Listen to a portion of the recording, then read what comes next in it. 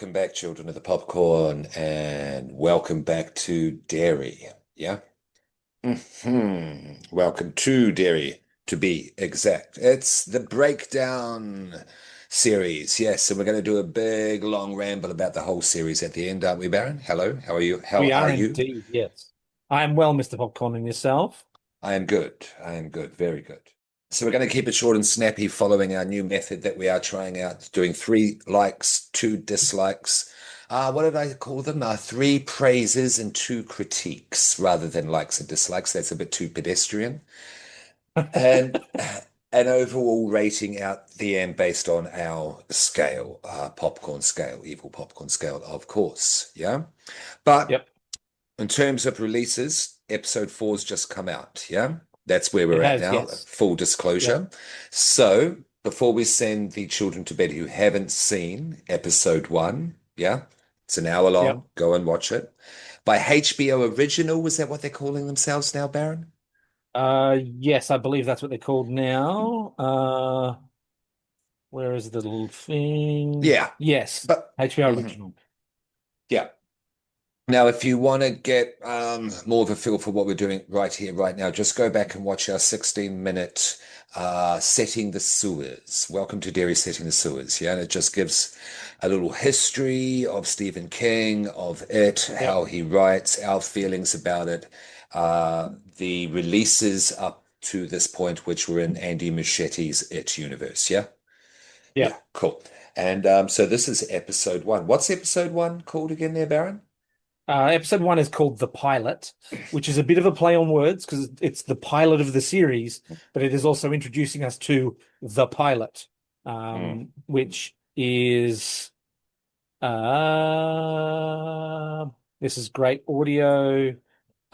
It's Are introducing you us good? to Major Leroy Hanlon.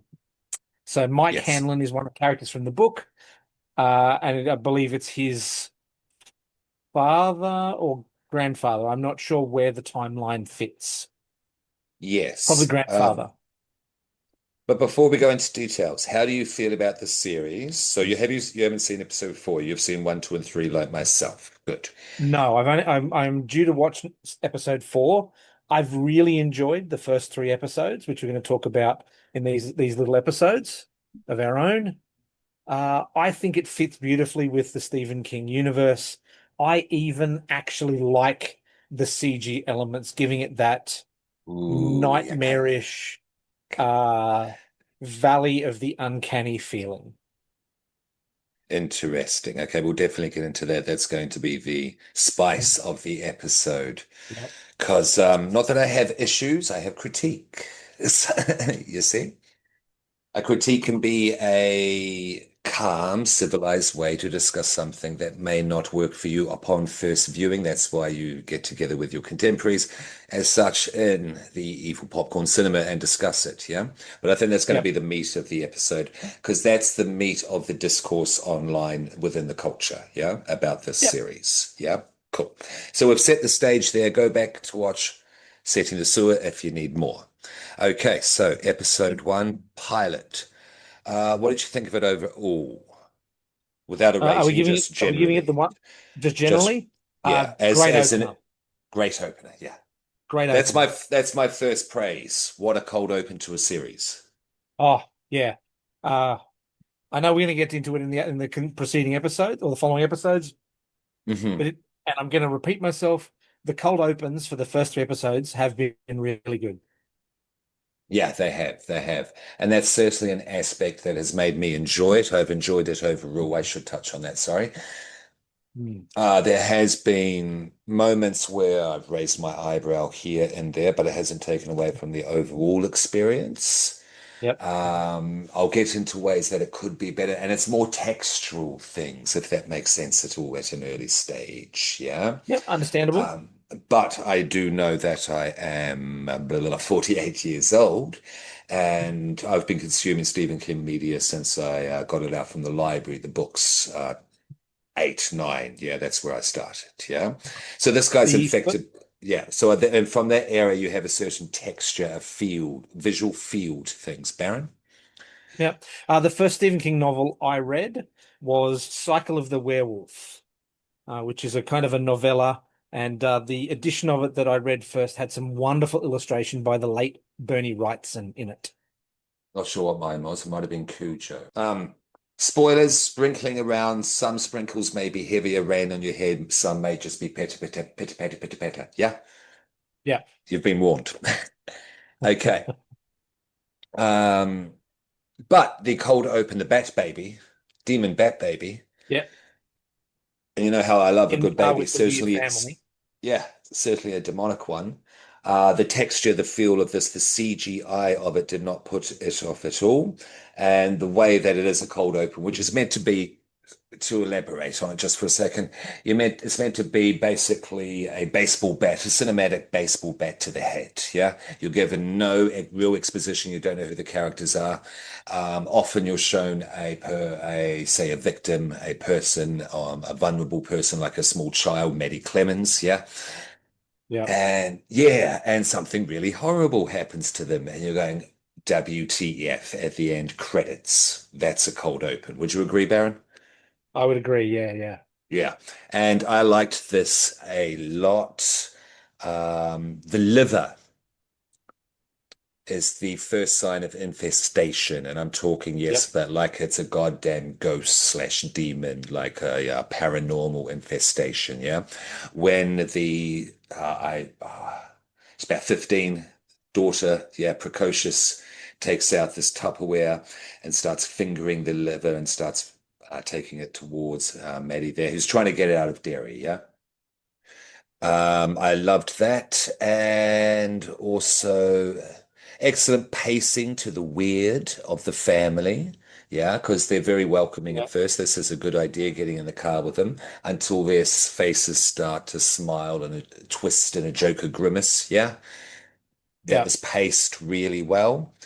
And favorite bit of it, before I give it back to you, is the Bat Baby's pause as it's looking at Matt just before it, yeah, does Yeah. its thing. It looks at Maddie, and then boom, it does its thing. Then, of course, we get the pacifier into the yeah, the murky water through into the drains, and that's your opening Yeah. credits. Yeah, yeah.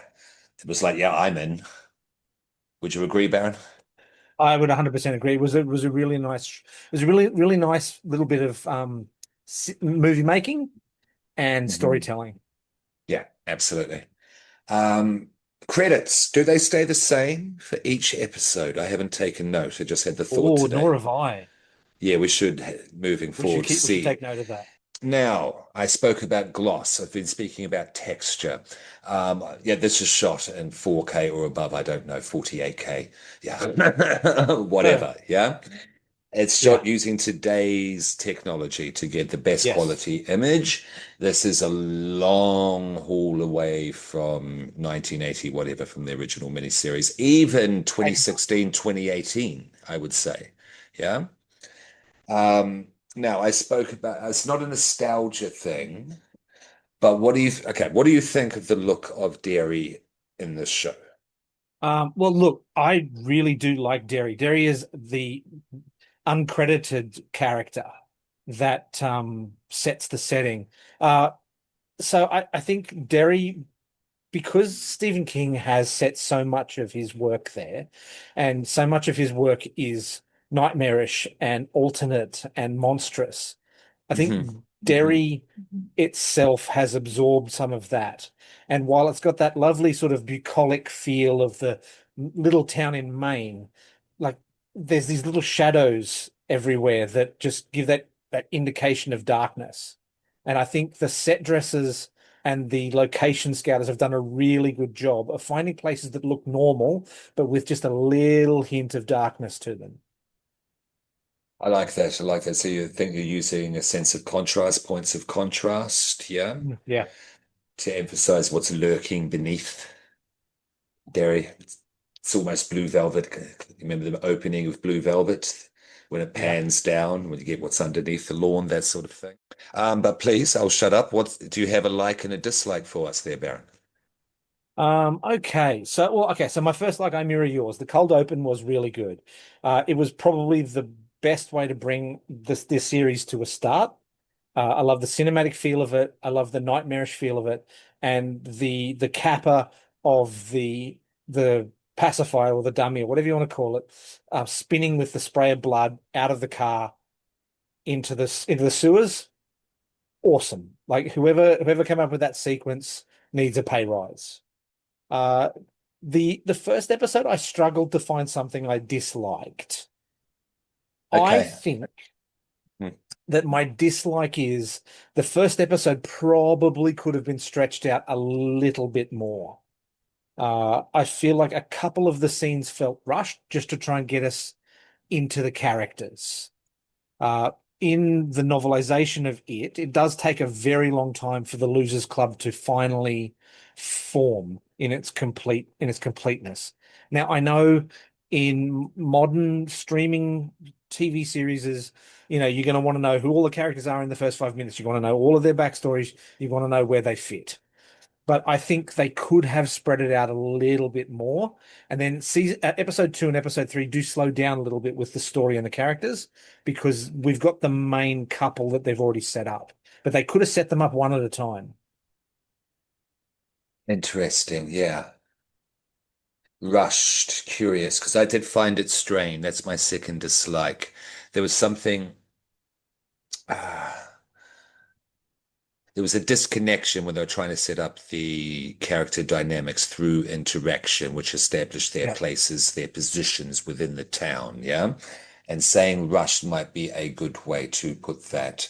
Because there's Yeah. interesting changes to the other content, the other it content within this universe, to use modern Yes. terms. Like the parents are not outrightly evil and other Yeah. stuff, they've been macabre. Yeah, certainly in Yeah. Machete's movies. This, its infestation, you're going back to that paranormal, yeah, parallel there that I'm using for, possession that's shown in haunted house movies.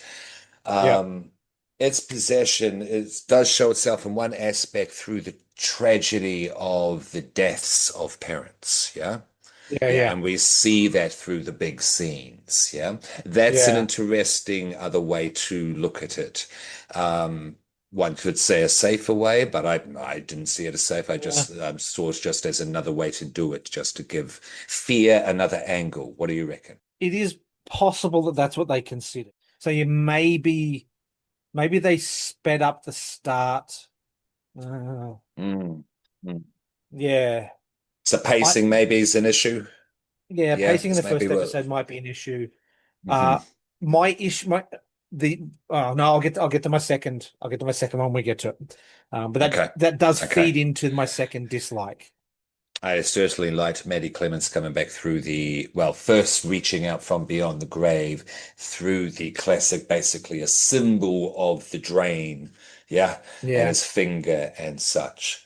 And then they used a song, which is very Pennywise, and the song reflected the attitudes of the fear of errant youth by mainstream society, which we saw in the Music Man musical, which is shown Yeah. at the start of the episode, yeah?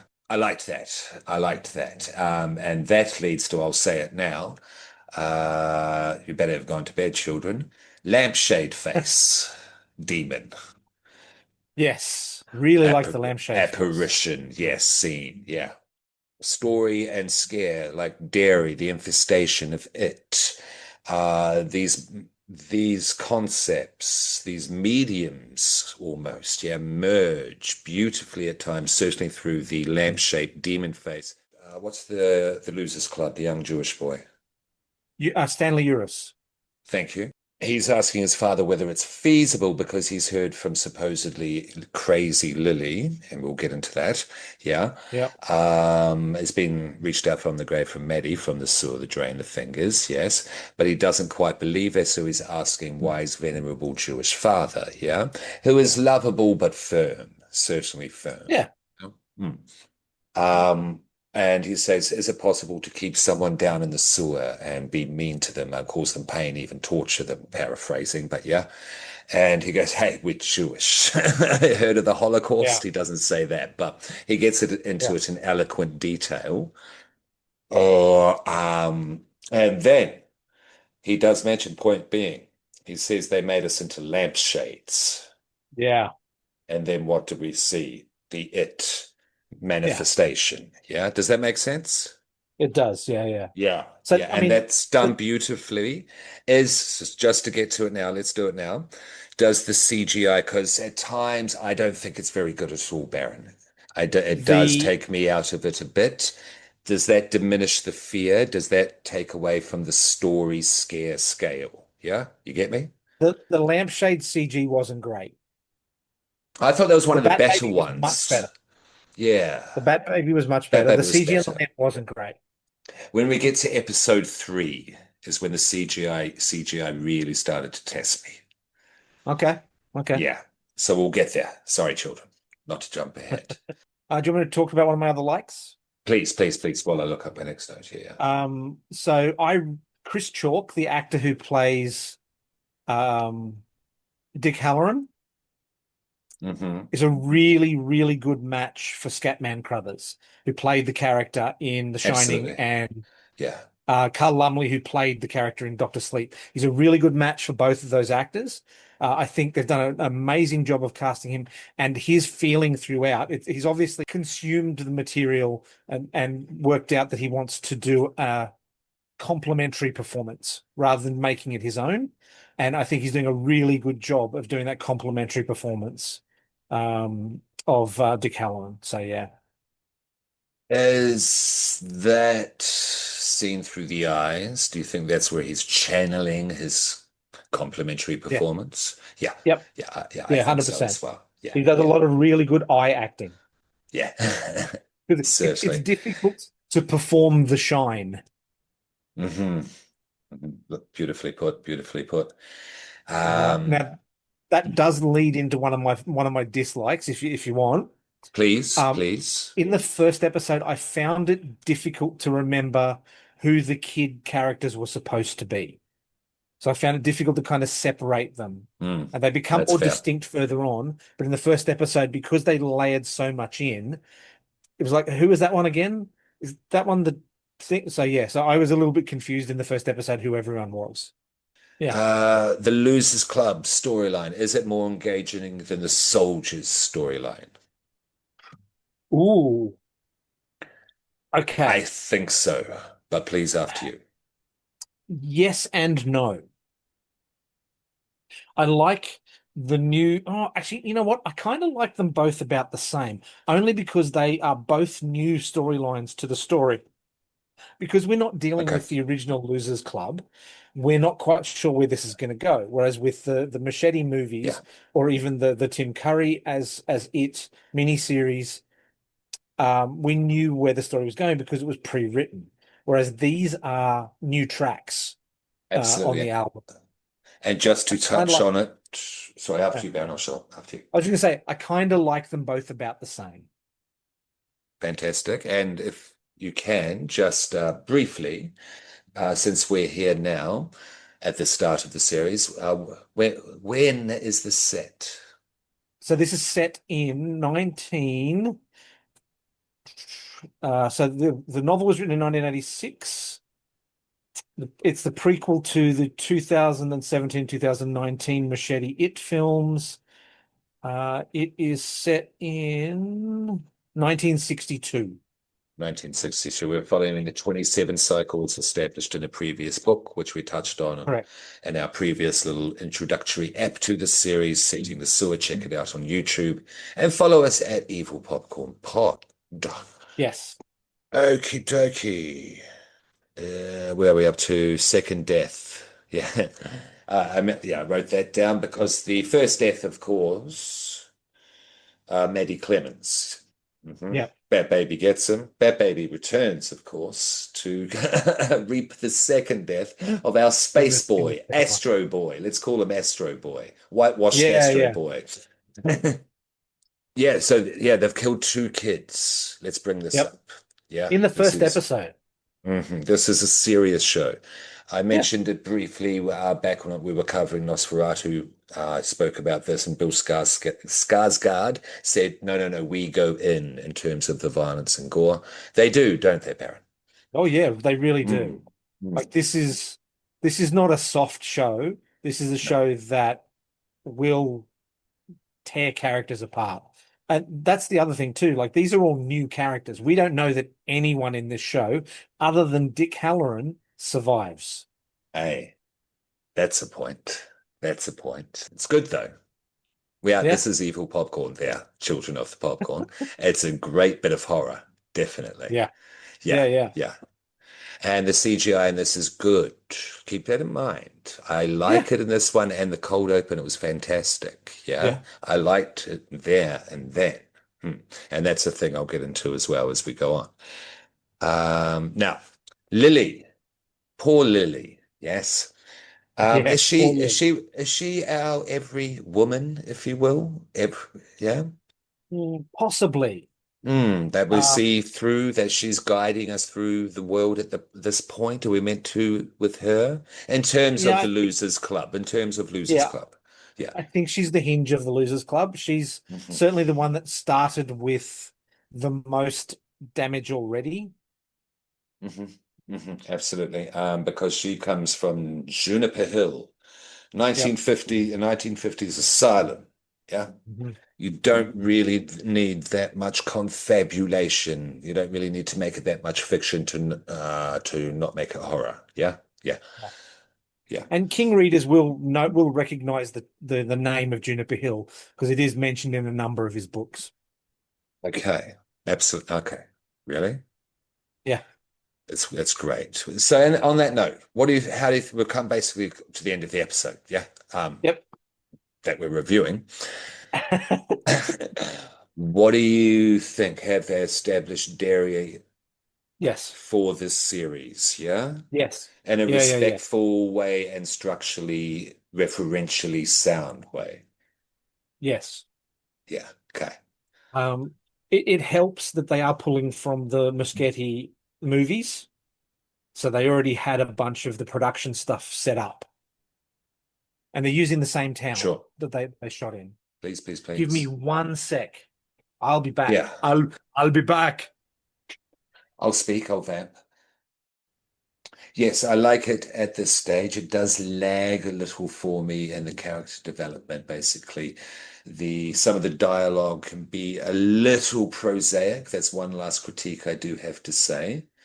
Um, Not quite engaging enough, but it is I found this. punctuated by fabulous kill scenes. Sorry, Baron, go ahead. I found this online. What is that? Ah, City of Derry there, listeners. What year is this map that is even has the wonderful tea stain stains on Yeah, it? yeah. So this is a prop replica from the movie, from the Machete movies. Okay, cool. I'm with you. This is the Losers Clubs would have held this up before they head off on their bicycles at some point. Yeah, That sort of thing. yeah. I Fantastic. love a But good map. the show's good. Don't get me wrong there, children. I do have a few, pretty minor critiques really overall, but it's making me appreciate Stephen King more and more. I mean, mine got there, Baron. I've got a reaction Yeah, out there. Check us out at Evil Popcorn yeah. Pod for The Running Man. Oh, I I should don't do one of those too. yet. You know where he passes through because it's not set there, but you know where he passes through at one point there, Baron? What town No. he passes through, starting with D? Oh, he does pass through Derry. Yes. Yeah. Yeah. He did. I And did it, note that in the film. yeah, and in the cinema, it was like, oh my God, King, you are just saturating my life at the moment. Of Yeah, course. yeah, Of course, this man's going through Derry. And that's part of the interconnectivity of the King universe, yeah? yeah, Within all these different forms of literature and medium, yeah? Because film, whatever it is, it's going to connect. yeah, Yeah, we've talked about that and we'll get into that more because it's fantastic. And that's overall why likes outweigh the dislikes definitely for both of us, yeah, as a yeah. collective. 3.5, very So you're giving me satisfying. 3.5. Mhm. I'm Aaron? going to go 3.75 for the first episode. Mhm. Mhm. It loses a little bit because of the janky CG on the lamp, Okay. and the fact that I was a little bit confused about who the characters were. Yeah, mine's a little bit of pacing, issues with pacing and content of dialogue at times that are entirely relevant. I know this sounds harsh, but it's worth watching. Definitely recommend, Yeah. Baron. Yeah. Oh, 100%. Especially if you're a Stephen King fan. You can't miss it if you're a Stephen King fan. And we'll be back for episode 2. What's episode 2 called there, Baron? So the children can watch it Episode beforehand. 2 is called The Thing in the Dark. Nice.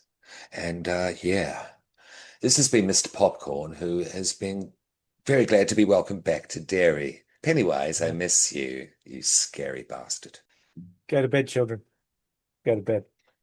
Oh, I love it when you're evil. This is me at my most evil. You're evil.